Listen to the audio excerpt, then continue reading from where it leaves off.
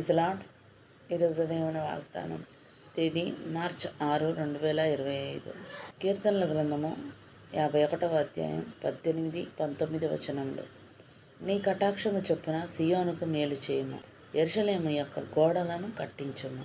అప్పుడు నీతియుక్తములైన బలులను, దహన బలులను, సర్వాంగ హోమములను నీకు అంగీకృతములగును. అప్పుడు జనులు నీ బలిపీఠము మీద కోడెలను అర్పించుదురు. ఆమేన్. దావీదు పాపం చేసి నిజంగా పశ్చాత్తాపడి తన పాపాన్ని విడిచిపెట్టాడు. పాపంలో పడిన వ్యక్తి విషయంలో దేవుడు మాత్రమే చేయగలిగేవేంటో తెలుసా? ఆయన కృప చూపించడం, శుద్ధీకరించడం, అంతరంగాన్ని స్థిరపరచడం, ఇంకా దృఢపరచడం, రక్షణ ఆనందం అనుగ్రహించడం. ఇవన్నీ కూడా దావీదు తిరిగి పొందుకున్నాడు. ఇప్పుడు ఇతరుల కోసం ప్రార్థించడానికి అతని మనసు సిద్ధంగా ఉంది.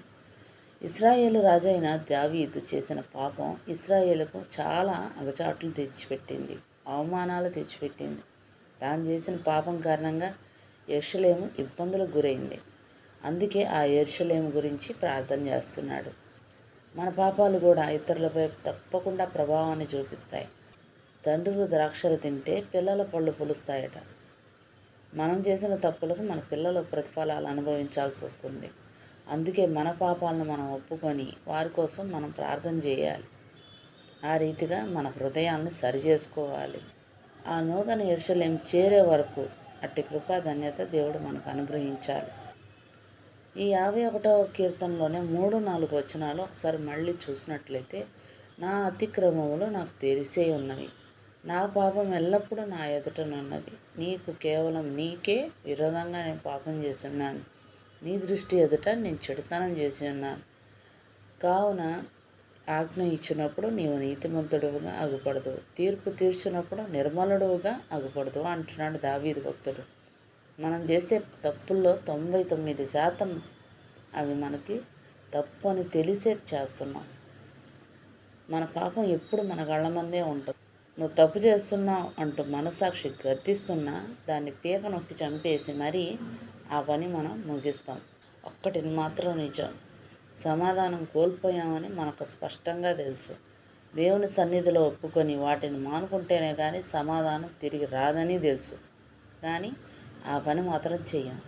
దావీదు ఆ పని చేయగలుగుతున్నాడు. దొరికిపోయానని గత్యంతరం లేక నోటితో పై మాటలు దావీదు పలకట్లేదు. హృదయాంతరంగంలో నుంచి పెళ్ళుబికి పశ్చాత్తాపం అయింది.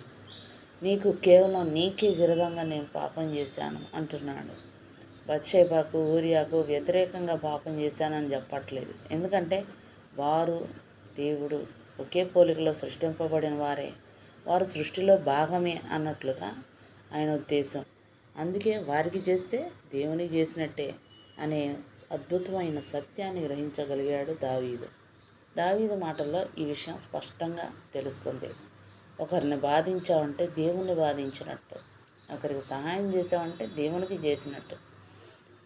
అపొస్తలుల కార్యాలు 9వ అధ్యాయం 4-5 వచనాలు ఒకసారి చూసినట్లయితే, అప్పుడు అతడు నేల మీద పడి, సౌలా సౌలా, నీవేళ నన్ను హింసించుచున్నావని తనతో ఒక స్వరము పలుకుట వినెను.